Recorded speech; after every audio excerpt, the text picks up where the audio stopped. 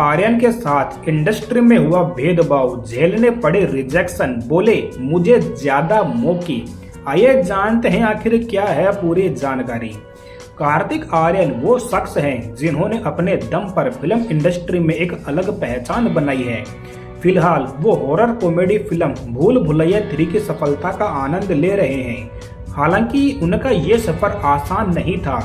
उन्होंने एक एक्टर के तौर पर अपने पुराने संघर्षों को याद किया। उन्होंने ये भी बताया कि कैसे उन्हें इंडस्ट्री में आउटसाइडर होने के कारण शुरुआती दिनों में काफी ज्यादा संघर्ष करना पड़ा था। इंडियन एक्सप्रेस के एक इवेंट में जब कार्तिक से स्टार किड्स और आउटसाइडर के बीच में होने वाले भेदभाव के बारे में पूछा गया तो उन्होंने कहा, शुरुआत में कुछ आसान नहीं था। अब इंडस्ट्री में इतने साल हो गए हैं कि कोई फर्क नहीं पड़ता। मैं ये नहीं कह सकता कि सबको बराबर के मौके मिलते हैं। मुझे भी ऐसा लगा कि शायद किसी स्टार किड से ज्यादा मुझे ये अवसर मिलना चाहिए था। कार्तिक आगे कहते हैं, इन सब में उनकी गलती नहीं है, लेकिन मुझे लगता है कि जब आप दो एक्टर और उनकी जर्नी को कंपेयर करते हो तो ये बिल्कुल गलत है, क्योंकि इंडस्ट्री के बाहर के एक्टर और फिल्म इंडस्ट्री के एक्टर की जर्नी में काफी ज्यादा अंतर होता है। कार्तिक ने अपने ऑडिशन के दिनों को भी याद किया जब उन्होंने अनगिनत ऑडिशन दिए थे और उनमें उन्हें रिजेक्शन ही मिला था।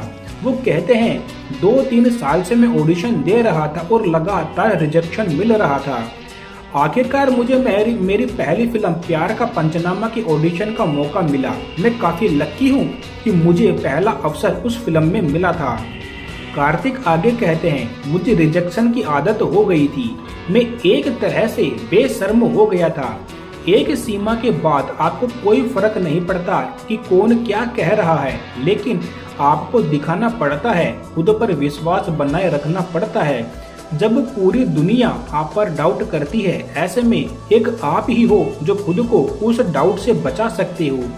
बड़े से बड़े रिजेक्शन के बाद मैं सोचता था कि इससे बुरा और क्या हो सकता है।